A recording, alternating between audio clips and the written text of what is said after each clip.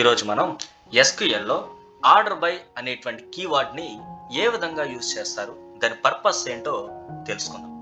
మొదటగా అసలు ఒక టేబుల్లోని ఏదైనా ఒక కాలంని రిఫరెన్స్గా తీసుకొని టేబుల్ని అసెండింగ్ ఆర్డర్ లేదా డిసెండింగ్ ఆర్డర్లో పెట్టడానికి ఈ ఆర్డర్ బై అనేటువంటి కీవర్డ్ని యూజ్ చేస్తారు. ఫర్ ఎగ్జాంపుల్, మనకి ఎంప్లాయీస్ టేబుల్ ఉంది కదా, ఈ ఎంప్లాయీస్ టేబుల్లో శాలరీని బేస్ చేసుకొని అసెండింగ్ ఆర్డర్, డిసెండింగ్ ఆర్డర్ ఏ విధంగా చేయొచ్చు.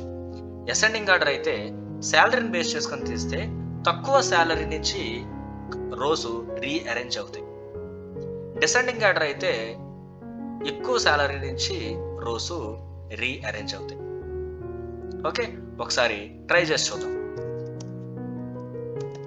Select star from employees order by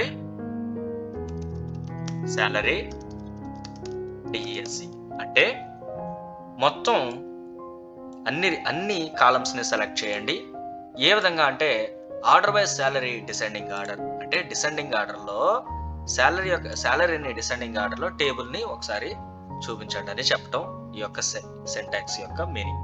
నేను ఎగ్జిక్యూట్ చేస్తే ఎక్కువ శాలరీ 90,000 కదా, సో 90,000 ఉన్న వాళ్ళందరూ కూడా ఫస్ట్ వచ్చేసారు. ఆ తర్వాత మిగిలిన శాలరీ అనేవాళ్ళు వచ్చారు, లాస్ట్ లో నల్ వాల్యూస్ వచ్చింది. ఇప్పుడు డిసెండింగ్ ఆర్డర్ ట్రై చేద్దాం. అగైన్ సేమ్ సింటాక్స్ మళ్ళీ కాపీ చేసుకొని కిందకు వచ్చి ఇక్కడ చూడండి, డిసెండింగ్ ఆర్డర్ ఉంది కదా, ఇక్కడ ఏఎస్సి అంటే అసెండింగ్ ఆర్డర్ అని దాని అర్థం. ఇప్పుడు దీన్ని సెలెక్ట్ చేసుకొని ఎగ్జిక్యూట్ చేయండి. ఏమైంది, తక్కువ శాలరీ నుంచి ఎక్కువ శాలరీ అయింది. ఇందాక 90,000 అనేది టాప్ లో ఉంది, ఇప్పుడు 90,000 అనేది బాటమ్ లో ఉంది. ఇక్కడ నల్ వాల్యూ ఎట్లా వచ్చిందంటే ఇక్కడ శాలరీ అనేది లేదు, అందుకని ఇది నల్ వచ్చింది. ఓకే, సో ఇది గ్రాండ్స్. తర్వాత మరి న్యూమరికల్స్ కైనా అసెండింగ్ ఆర్డర్ అంటే డిసెండింగ్ ఆర్డర్ కి పనిచేస్తుంది, మరి ఆల్ఫాబెట్స్ కి స్ట్రింగ్స్ కి పనిచేయదా అంటే ఒకసారి చూద్దాం. ఇప్పుడు అగైన్ మళ్ళీ దీన్ని కాపీ చేసుకోండి ఈ సింటాక్స్ ని. ఇప్పుడు select star from employees order by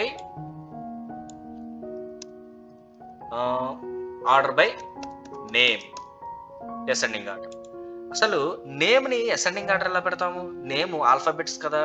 so ఇక్కడ మీరు గమనించాల్సింది ఏంటంటే A to Z ascending order, Z to A descending order. ఆ విధంగా సిస్టమ్ అర్థం చేసుకుంటుంది. సో ఇక్కడ నేను రన్ చేస్తాను, ఏమైంది డిజికే అలాగే లాస్ట్ లో విఆర్ ఇట్లా వచ్చింది. దీన్నే డిసెండింగ్ ఆర్డర్ పెడితే